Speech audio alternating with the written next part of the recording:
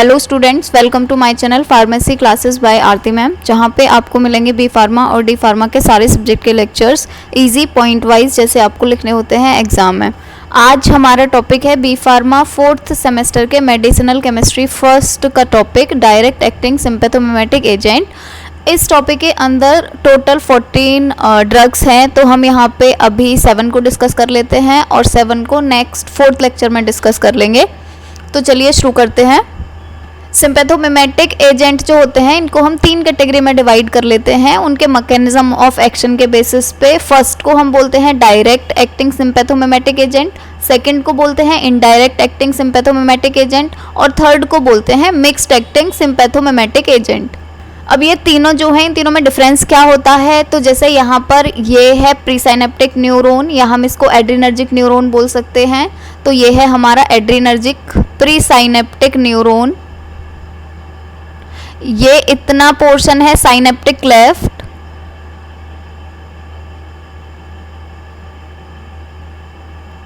और ये है इफेक्टर सेल, जिस सेल पर रिसेप्टर्स प्रेजेंट होते हैं। तो यहाँ पर नॉर एड्रीनलिन बना, नॉर एड्रीनलिन को जैसे हम पहले भी डिस्कस कर चुके हैं, इसको हम नॉर एपिनेफ्रिन भी बोलते हैं। तो जब यहाँ पे नॉर एपिनेफ्रिन बनता है तो ये यहाँ से साइनेप्टिक क्लेफ्ट के अंदर निकलता है। साइनेप्टिक क्लेफ्ट में आने के बाद में ये जो इफेक्टर सेल पे रिसेप्टर प्रेजेंट होते हैं, ये यहाँ पर जो हैं ब्लू कलर से ये रिसेप्टर्स हैं अल्फा और बीटा। तो ये जो रिसेप्टर्स प्रेजेंट होते हैं ये यहाँ पर आकर बाइंड हो जाता है नॉरएड्रेनालिन और इफेक्टर सेल जो होता है उसका स्टिमुलेशन कर देता है। या फिर अगर हम कोई बाहर से ड्रग दे रहे हैं, हमारी बॉडी के अंदर नहीं सिंथेसाइज हो रहा है नॉरएड्रेनालिन या कम सिंथेसाइज हो रहा है, तो अगर हमें बाहर से देना है, जैसे क्लोनिडीन को हम बाहर से देते हैं और क्लोनिडीन क्या करता है, वो अंदर तो होगा नहीं यहाँ पे साइनेप्टिक न्यूरॉन के अंदर, क्योंकि साइनेप्टिक न्यूरॉन के अंदर थोड़े ना सिंथेसाइज हो रहा है, ये तो हम बाहर से दे रहे हैं ना। तो ये जो क्लोनिडीन है जब ये हमने बाहर से दिया तो ये साइनेप्टिक क्लेफ्ट के अंदर आ गया और साइनेप्टिक क्लेफ्ट के अंदर आने के बाद में ये अल्फा या बीटा रिसेप्टर से बाइंड हो जाता है और इस रिसेप्टर को स्टिमुलेट कर देता है।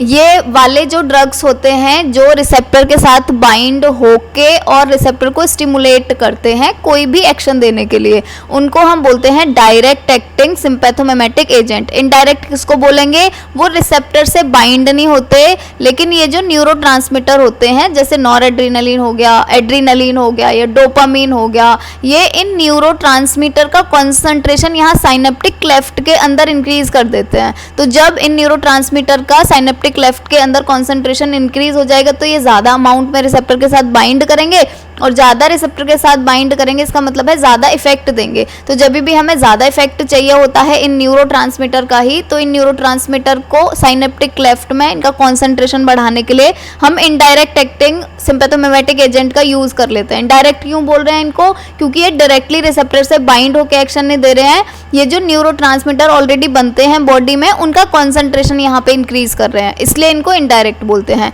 मिक्स्ड एक्टिंग वो होते हैं जो सीधे जाके रिसेप्टर से बाइंड भी करते हैं और जो इन न्यूरोट्रांसमीटर का कंसंट्रेशन भी बढ़ाते हैं साइनेप्टिक क्लेफ्ट के अंदर, उनको हम बोलते हैं मिक्स्ड एक्टिंग सिंपैथोमिमेटिक एजेंट।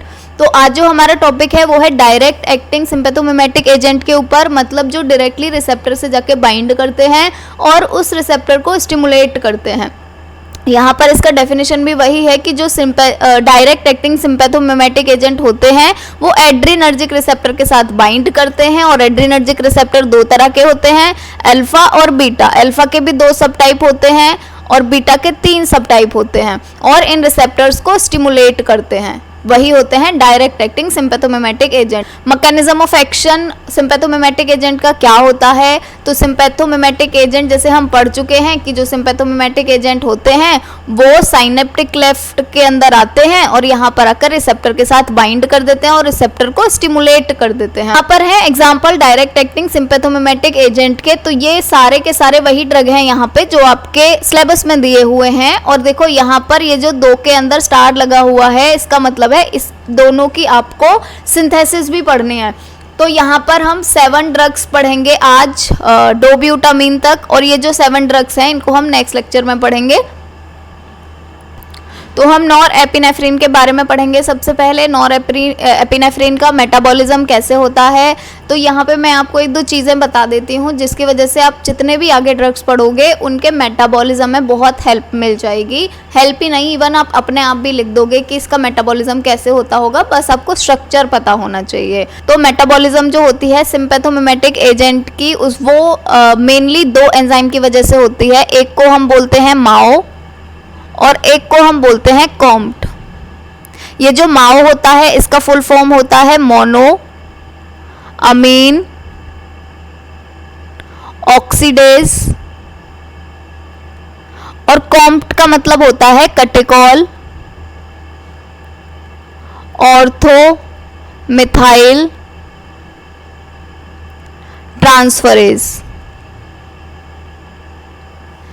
अब इनका मतलब जान लेते हैं, इन दोनों का मतलब क्या है या ये कहाँ कहाँ पे डिग्रेडेशन करेंगे, कहाँ कहाँ जाकर ये मेटाबॉलिज्म करेंगे ड्रग की। तो मोनो अमीन ऑक्सीडेज जो है इसका मतलब क्या है, जो यहाँ पर ये अमीन ग्रुप है, ये है ना अमीन ग्रुप, तो ये क्या करेंगे, इस अमीन ग्रुप का ऑक्सीडेशन कर देते हैं, इसीलिए इसको बोलते हैं मोनो अमीन ऑक्सीडेज। मतलब अमीन ग्रुप जो है उसका ये ऑक्सीडेशन कर देते हैं, तो ये यहाँ पर एक्ट करके ड्रग को मेटाबोलाइज करते हैं। जबकि जो कॉम्ट होते हैं इसका मीनिंग होता है कटेकॉल ऑर्थोमिथाइल ट्रांसफरेज। मतलब ये जो कटेकॉल ग्रुप होता है, ये जो कटेकॉल स्ट्रक्चर है पूरा का पूरा होता है ये कटेकॉल स्ट्रक्चर। यहाँ पर ये जो ओ ग्रुप है ऑर्थो वाली पोजीशन पे, इस ऑर्थो वाली पोजीशन पर ये मिथाइल ग्रुप अटैच कर देते हैं। मतलब ये हाइड्रोजन को हटा के यहाँ से और यहाँ पर एक मिथाइल ग्रुप अटैच कर देते हैं, तो ये यहाँ पर मिथाइल ग्रुप अटैच कर देते हैं। अब ना यहाँ से आपको एक बात समझनी पड़ेगी कि जिन भी ड्रग्स के अंदर यहाँ पर ये अमीन ग्रुप होगा वो सारे के सारे ड्रग मेटाबोलाइज हो जाएंगे माओ से, और जिन भी ड्रग्स के अंदर ये कटेकॉल स्ट्रक्चर होगा वो सारे के सारे ड्रग मेटाबोलाइज हो जाएंगे कॉम्ट से। जैसा कि नॉरएपिनेफ्रिन में हम देख रहे हैं यहाँ पे दोनों चीज़ें हैं, NH2 भी है और ये कटेकॉल ग्रुप भी है। तो मतलब क्या हुआ इसका, ये माओ और कॉम्ट दोनों से ही मेटाबोलाइज हो जाएगा। तो अब हम यहाँ पे इसको पढ़ते हैं ढंग से। नॉरएपिनेफ्रिन रैपिडली मेटाबोलाइज हो जाता है कॉम्ट से और माओ से, जिसकी वजह से इसकी पुअर बायो अवेलेबिलिटी होती है। मतलब जैसे ही हम इसको खाते हैं तो इवन हमारे इंटेस्टाइन में भी होते हैं ये एंजाइम, तो इंटेस्टाइन में ही डिग्रेडेशन कर देते हैं, और जब ये ब्लड में भी जाते हैं तो वहाँ पर भी डिग्रेडेशन कर देते हैं। इसीलिए इनकी बहुत कम बायो अवेलेबिलिटी रह जाती है, ब्लड में इनका अमाउंट बहुत कम हो जाता है। और जब इनका ब्लड में अमाउंट कम है इसका मतलब क्या हो गया, इनका ड्यूरेशन ऑफ एक्शन भी कम होगा, क्योंकि बहुत कम है ब्लड में तो एक्शन भी कम ही देंगे। मतलब 1 से 2 मिनट होता है बस इनका एक्शन, अगर हम इनको इंट्रावेनसली देते हैं तो। थेरापेटिक यूजेस के बारे में हमें लिखना होता है, इसको हम किस किस डिसीज में यूज़ कर सकते हैं। तो इसको हम यूज़ करते हैं हाइपोटेंशन में। हाइपोटेंशन मतलब जिनका बीपी कम होता है, अगर हमें उनका बीपी बढ़ाना है, उनका बीपी इंक्रीज़ करना है तो हम इनको यूज़ कर लेते हैं। अब ना यहाँ पर आपको एक चीज़ और देखनी पड़ेगी, मैं यहीं पर ही बता देती हूँ कि जितने भी ड्रग्स हैं यहाँ पर ये सारे के सारे बीटा रिसेप्टर के साथ बाइंड होने के बाद एक्शन दे रहे हैं मोस्टली यहाँ पर। तो ये बीटा रिसेप्टर से जब भी बाइंड करके एक्शन देंगे ना तो वो हाइपोटेंशन में यूज़ हो जाएंगे, क्योंकि हाइपोटेंशन में बीपी कम हो जाता है। बीटा रिसेप्टर के साथ बाइंड होके ड्रग या अल्फा 1 के साथ बाइंड होके वो बीपी को रेज कर देते हैं। और पर जितने भी ड्रग अल्फा 2 रिसेप्टर से बाइंड करेंगे, अल्फा 2 रिसेप्टर से, जैसे आपने पढ़ा होगा यहाँ पर जो साइनेप्टिक क्लेफ्ट यहाँ पर जो प्री साइनेप्टिक न्यूरॉन होता था, ये इफेक्टर सेल है जहाँ पे रिसेप्टर होते हैं, तो यहाँ पर ये रिसेप्टर होते हैं, और ये जो अल्फा 2 रिसेप्टर होता है ये प्रीसाइनेप्टिक न्यूरॉन पे होता है, और इसको हम क्या बोलते हैं, इनहिबिटरी रिसेप्टर बोलते हैं। मतलब ये उल्टा इफेक्ट देगा। तो इसीलिए अल्फा 2 रिसेप्टर जहाँ पे भी स्टिमुलेट हो रहा हो तो वहाँ पे आपको याद रखना है कि वो हाइपरटेंशन में यूज़ हो सकता है, मतलब वो बीपी कम करता है। तो हमें ये याद रखना है कि जितने भी ड्रग अल्फा 1 रिसेप्टर से या बीटा रिसेप्टर से बाइंड करेंगे वो सारे के सारे ड्रग बीपी को इंक्रीज कर देते हैं। ये बीपी को इंक्रीज कर देते हैं, इसका मतलब क्या हुआ, हम इनको यूज कर सकते हैं हाइपोटेंशन में। मतलब जिन लोगों का बीपी कम होता है उनके लिए हम इनको यूज कर सकते हैं, क्योंकि ये उनका बीपी बढ़ा देंगे। जितने भी ड्रग अल्फा 2 रिसेप्टर से बाइंड करते हैं वो बीपी को कम कर देते हैं। बीपी को कम करने का मतलब क्या है, हम इनको यूज़ कर सकते हैं हाइपरटेंशन में। जिन लोगों का बीपी बढ़ा हुआ होता है हम उनके बीपी को कम करने के लिए इनका यूज़ कर सकते हैं। तो जैसे यहाँ पे लिखा हुआ है, इसका यूज़ करते हैं हम हाइपोटेंशन में। हाइपोटेंशन में मतलब जिनका बीपी कम होता है उनके बीपी को बढ़ाने के लिए। नेक्स्ट है, इसको हम यूज़ करते हैं एडजंक्ट ट्रीटमेंट की तरह। कार्डियक अरेस्ट वाले जो ड्रग्स होते हैं उनके साथ में एडजंक्ट ट्रीटमेंट का मतलब होता है इन ड्रग्स के साथ हम इनको दे सकते हैं, अकेले नहीं देंगे। इसके ट्रीटमेंट में अकेले नहीं ये यूज़ होंगे, पर जो भी ड्रग हम कार्डियक अरेस्ट में यूज़ करते हैं उस ड्रग में ये हेल्प कर देंगे। इसके बाद है कि इसके लिमिटेड क्लिनिकल एप्लीकेशन होते हैं क्योंकि ये नॉन सेलेक्टिव एजेंट होता है। नॉन सेलेक्टिव मतलब अगर कार्डियक अरेस्ट में भी इसको यूज़ करना है तो हम ये चाहेंगे कि सिर्फ बीटा रिसेप्टर से बाइंड हो, बीटा 1 रिसेप्टर से। पर ये तो बहुत सारे रिसेप्टर के साथ बाइंड हो रहा है ना, अल्फा 1 के भी साथ बाइंड हो रहा है, बीटा 2 के भी साथ बाइंड हो रहा है, बीटा 3 के भी साथ बाइंड हो रहा है। तो उनके साथ बाइंड होके तो ये एडवर्स इफेक्ट दे देगा ना, बाकी अदर जो रिसेप्टर हैं उनके साथ बाइंड होगा, उनको स्टिमुलेट करेगा, वही तो एडवर्स इफेक्ट होता है। हमें क्या चाहिए कि ये सिर्फ और सिर्फ बीटा 1 से बाइंड होना चाहिए, पर ये तो सबसे बाइंड हो रहा है ना, सबसे बाइंड हो रहा है, इसीलिए हम इसको कम यूज़ करते हैं। एडवर्स इफेक्ट इसके इसीलिए ही ज़्यादा होते हैं क्योंकि ये बहुत सारे रिसेप्टर के साथ बाइंड होता है, जैसे डिजीनेस, वीकनेस, ये सब कुछ हो सकते हैं। स्टमक अपसेट हो सकता है, नर्वसनेस हो जाती है पर्सन को, पेन, बर्निंग और इरिटेशन हो जाता है, नमनेस हो जाता है। जहाँ पर भी इसका इंजेक्शन लगाते हैं, जिस भी एरिया में या जिस भी बॉडी के पार्ट पे इसका इंजेक्शन लगाएंगे वहाँ पे सुन्न जैसा हो जाता है। अगर हम इसका इंजेक्शन लगाते हैं तो ब्रीदिंग में भी प्रॉब्लम आ जाती है क्योंकि ये बीटा 2 रिसेप्टर के साथ में बाइंड होके जो रेस्पिरेटरी सिस्टम है उसका रिलैक्सेशन कर देता है, उसकी वजह से ब्रीदिंग में भी प्रॉब्लम आती है। नेक्स्ट पढ़ेंगे एपिनेफ्रिन के बारे में। एपिनेफ्रिन और नॉर एपिनेफ्रिन में एक ही डिफरेंस होता है। एपिनेफ्रिन में यहाँ पर CH3 भी होता है, नॉर एपिनेफ्रिन में यहाँ पर CH3 नहीं होता है। तो आप नॉर से याद रख लेना, नहीं होता है CH3, बाकी पूरा का पूरा स्ट्रक्चर सेम ही होता है। जैसे कि यहाँ पर भी आप देख पा रहे होंगे NH2 भी है और यहाँ पर कटेकॉल का स्ट्रक्चर भी है, मतलब ये दोनों से मेटाबोलाइज हो जाएगा, माओ से भी और कॉम्प्ट से भी। थेरापेटिक यूजेस की अगर बात करें तो ये ज़्यादा वाइडली यूज होता है नॉर एपिनेफ्रिन से। और जो एपिनेफ्रिन है वो कौन सी कंडीशंस में यूज हो सकता है, ब्रोंकियल अस्थमा में, हाइपर सेंसिटिविटी रिएक्शन में, कार्डियक अरेस्ट में और ब्लीडिंग को कंट्रोल करने के लिए। तो ये इसके इतने सारे यूजेस होते हैं। एडवर्स इफेक्ट की अगर बात करें तो इसके भी मोस्टली उसी की तरह ही एडवर्स इफेक्ट होते हैं, जैसे एंजाइटी हो जाता है, इसकी वजह से टैकीकार्डिया हो जाता है, पल्पिटेशन हो जाता है, ट्रिमर्स हो जाते हैं, रेस्टलेसनेस हो जाती है, हेडेक हो जाता है और एक्यूट पल्मोनरी ओडेमा हो जाता है। मैं यहाँ पे आपको एक बात बोलना चाहूँगी कि आपको इतने सारे ड्रग्स का इतना पोर्शन याद करने के लिए बहुत टफ पड़ेगा, तो मैं ये बोलना चाहूँगी कि आप सबके स्ट्रक्चर पढ़ लेना। स्ट्रक्चर आपको सबके याद होने चाहिए और स्ट्रक्चर सबके सेम ही है तो याद भी हो जाएंगे इजीली। जहाँ भी डिफरेंस है वैसे भी मैंने वहाँ रेड बना रखा है तो आपको इजीली याद भी हो जाएंगे। सबके स्ट्रक्चर्स आप बहुत अच्छे से पढ़ लेना ताकि आपको स्ट्रक्चर से ही पता चल जाएगा कि डिग्रेडेशन कैसे हो रहा है। थेरापेटिक यूजेस की अगर बात करें तो मैंने बता ही दिया है, स्टार्टिंग वाले जितने भी हैं अभी मिथाइल डोपा और क्लोनिडीन को छोड़ के सारे के सारे यूज हो सकते हैं हाइपोटेंशन के ट्रीटमेंट में। तो मिथाइल डोपा क्लोनिडीन याद रख लेना, वो दोनों यूज होते हैं हाइपरटेंशन के ट्रीटमेंट में। और मिथाइल डोपा और क्लोनिडीन को छोड़ के बाकी और जितने भी आप पढ़ रहे हो डायरेक्ट एक्टिंग में अभी तक, वो सारे के सारे यूज होते हैं हाइपोटेंशन के ट्रीटमेंट में। तो यहाँ से आपको थेरापेटिक इफेक्ट के बारे में भी थोड़ी बहुत नॉलेज हो जाएगी। बाकी एक दो और पढ़ लेना, जैसे ब्रोंकियल अस्थमा में मोस्टली सारे यूज हो जाएंगे क्योंकि सबके सभी रेस्पिरेटरी सिस्टम का रिलैक्सेशन करते हैं। सबके सब में आप कार्डियक अरेस्ट भी लिख सकते हो कि कार्डियक अरेस्ट में इसको यूज कर सकते हैं। तो जितने भी ड्रग्स हैं उनमें 3 कॉमन यूज लिख देना, एक ब्रोंकियल अस्थमा लिख देना, एक कार्डियक अरेस्ट वाला याद रख लेना और एक हाइपोटेंशन वाला याद रख लेना। तो आपको इस तरह थेरापेटिक इफेक्ट याद रखने की जरूरत नहीं है, बस ये 3 याद रख लो। मेटाबॉलिज्म में आपका हो ही गया और एडवर्स इफेक्ट में भी 3-4 याद कर लेना। एंजाइटी हर किसी में होती ही है, टैकीकार्डिया होएगी ही क्योंकि जितने भी ड्रग्स हैं सारे के सारे हार्ट पे जाके उसको स्टिमुलेट करते हैं, तो टैकीकार्डिया हर किसी में होगी ही होगी।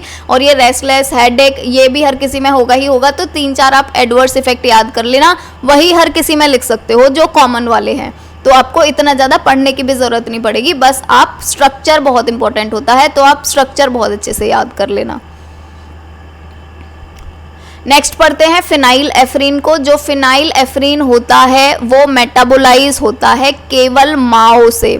माओ किसको मेटाबोलाइज करता है, जिसमें अमीन ग्रुप होता है, मोनो अमीन ऑक्सीडेज, मतलब जो अमीन ग्रुप है उसका ऑक्सीडेशन कर देता है। तो यहाँ पर अमीन ग्रुप प्रेजेंट है, तो ये माओ से तो हो जाएगा मेटाबोलाइज, पर ये कॉम्प्ट से क्यों नहीं हो रहा है मेटाबोलाइज, क्योंकि यहाँ पर कटेकॉल स्ट्रक्चर नहीं है। जैसे आप देख पा रहे हो, कटेकॉल स्ट्रक्चर हम किसको बोलते हैं, जब बेंजीन रिंग के पास में 2 OH ग्रुप होते हैं, इसको हम कटेकॉल बोल रहे हैं। पर इसमें तो एक ही स्ट्रक्चर है ना, बस एक ही OH ग्रुप है, तो इसका मतलब क्या है, ये कॉम्प्ट से मेटाबोलाइज नहीं होगा। तो देखो, अगर आपको स्ट्रक्चर याद है तो आप अपने आप लिख सकते हो किससे मेटाबोलाइज हो सकता है, किससे नहीं हो सकता है।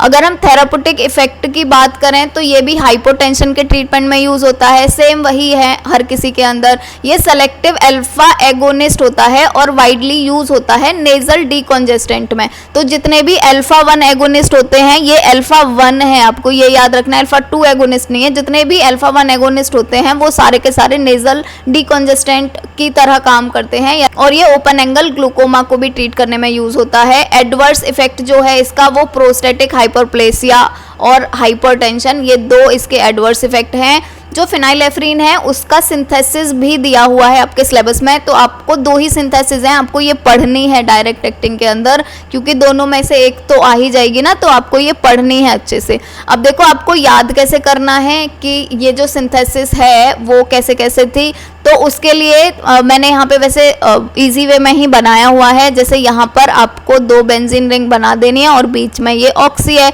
तो आपको यहाँ पे क्या दिख रहा है, 3 बेंजिल ऑक्सी। 3 बेंजिल ऑक्सी का मतलब क्या हुआ, देखो यहाँ से अगर आप नंबरिंग करोगे तो 1 2 3, और थर्ड पोजीशन पे ये इतना ग्रुप क्या हो गया, इतना ग्रुप बेंजिल और ऑक्सी, तो इसीलिए बोल रहे हैं इसको 3 बेंजिल ऑक्सी। और ये वाला स्ट्रक्चर किसका है, बेंजल्डिहाइड का, ये बेंजीन रिंग और ये एल्डिहाइड ग्रुप, तो बेंजल्डिहाइड हो गया ये।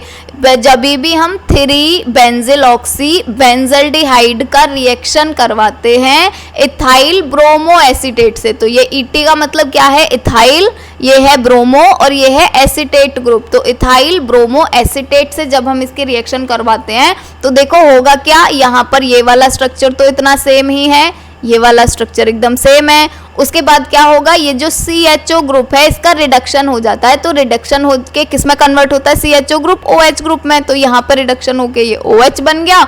उसके बाद में देखो ये यहाँ पे COOET ही है। तो इसके बाद में जब हम इसकी HNO2 से रिएक्शन करवाते हैं तो क्या होता है, ये जो इथाइल एसीटेट ग्रुप है ये कन्वर्ट होता है NCO ग्रुप में, ये NCO ग्रुप में कन्वर्ट हो गया।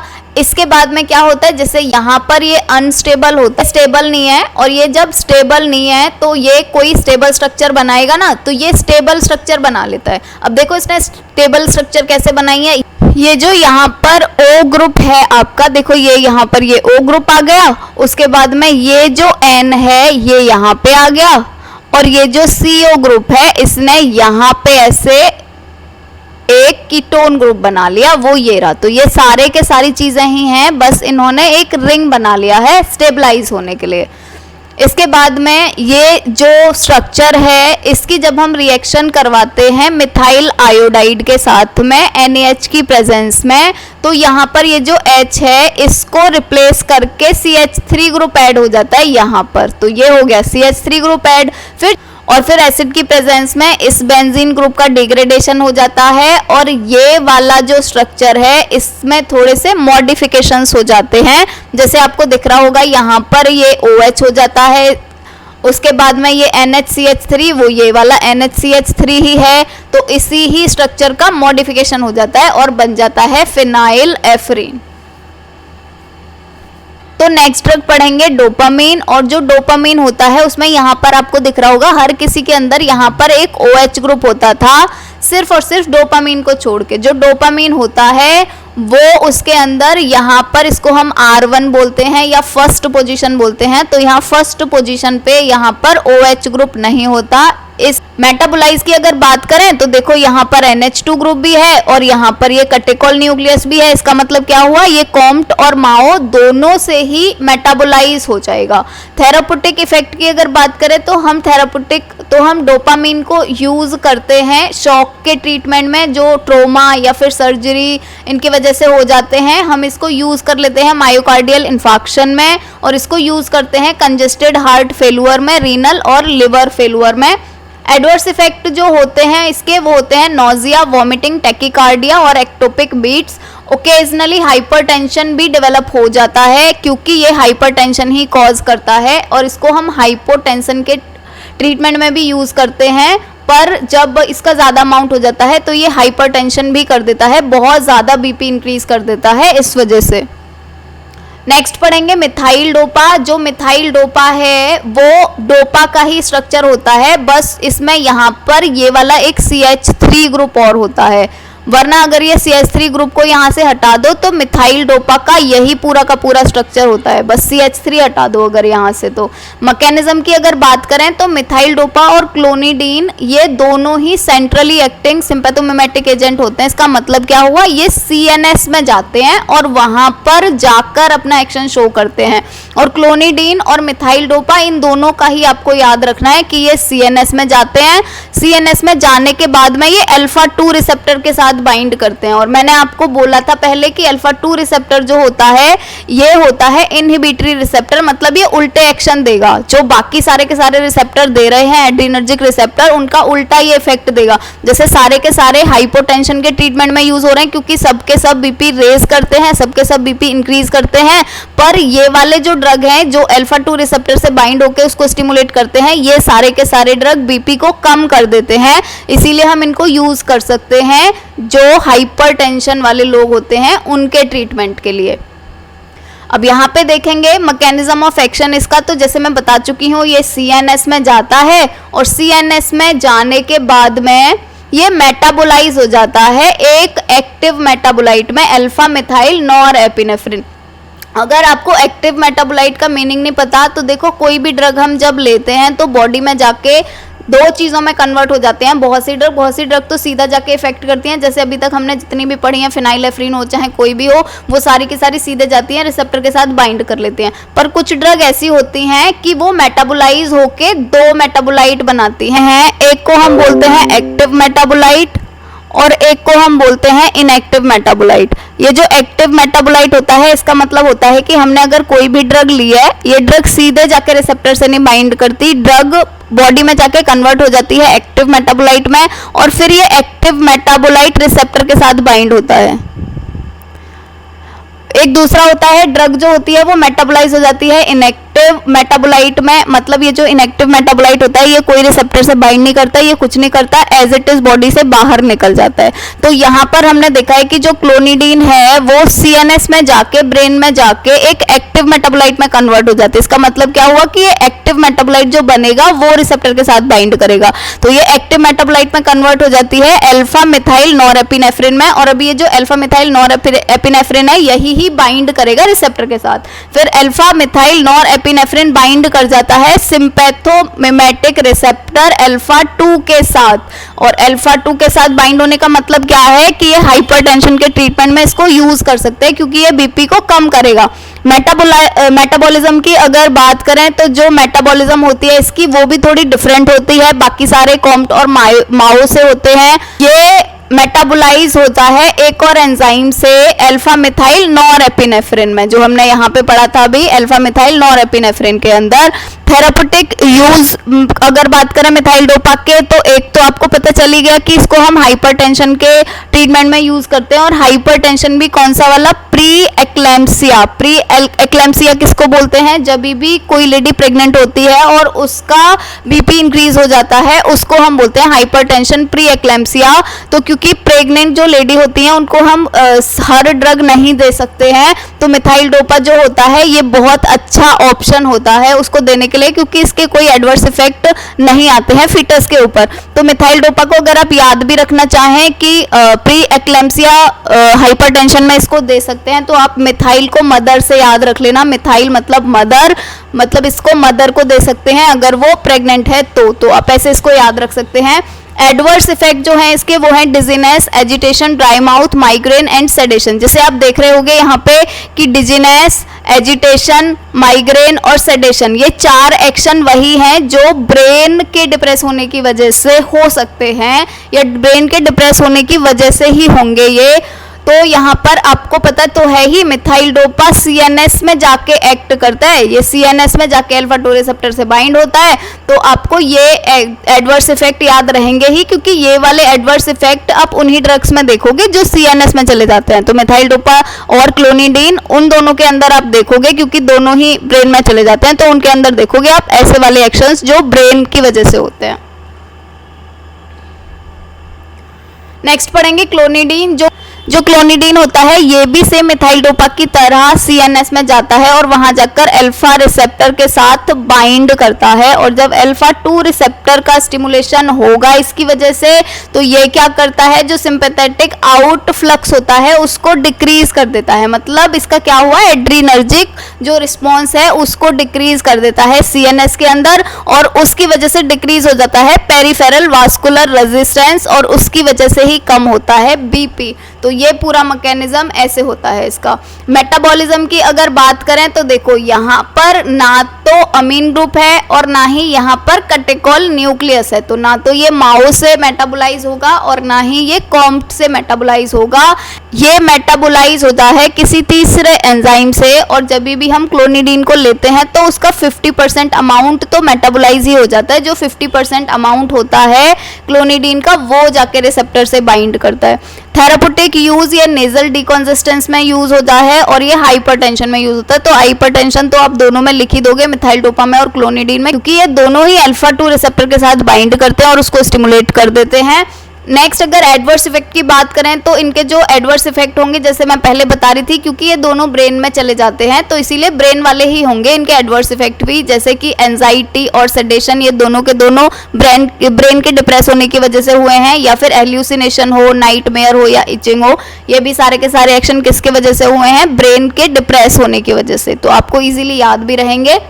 नेक्स्ट पढ़ेंगे डोब्यूटामीन के बारे में। जो डोब्यूटामीन है उसको आप डोपामीन से ही याद रखना तो इजी रहेगा। जैसे आपने डोपामीन के स्ट्रक्चर के अंदर पढ़ा था कि यहाँ पर OH नहीं होता था, वैसे ही आप याद रखना कि जो डोब्यूटामीन है वो भी डोपामीन ही है, मतलब उसमें भी यहाँ पर OH ग्रुप नहीं होगा। अब आपको याद कैसे रखना है, आपको ऐसे याद रखना है, डोब्यूटामीन को याद रख लेना, दो मतलब दो, ठीक है, 2 दो को याद रख लो, दो से दो मतलब इसमें 2 डोपामीन होते हैं। देखो आप इसको अगर देखोगे तो ये जो इतना स्ट्रक्चर है ये तो डोपामीन का ही है, आपको याद रखना है 2 डोपामीन है। अब एक अगर आप इसको डोपामीन मानो इतने स्ट्रक्चर को, तो ये भी तो डोपामीन का ही है। अगर इतने स्ट्रक्चर को देखो तो ये भी तो डोपामीन का ही है। बस आपको क्या याद रखना है कि इसमें एक ही OH ग्रुप होता है। अगर ये वाले स्ट्रक्चर में भी यहाँ पर एक और OH लगा दो तो ये इतना स्ट्रक्चर भी तो डोपामीन ही बन गया। तो आपको डोब्यूटामीन को कैसे याद रखना है, 2 डोपामीन, ठीक है। जो डोब्यूटामीन होता है वो बल्कि होता है, बल्कि तो है ही क्योंकि देखो 2 डोपामीन है इसमें, इसके लिए। और ये जो बल्कि ग्रुप होता है ये उसका पूरा का पूरा नाम है, तो ये आप नाम तो आसानी से याद कर ही लेंगे, इसको मैं क्या ही बताऊं।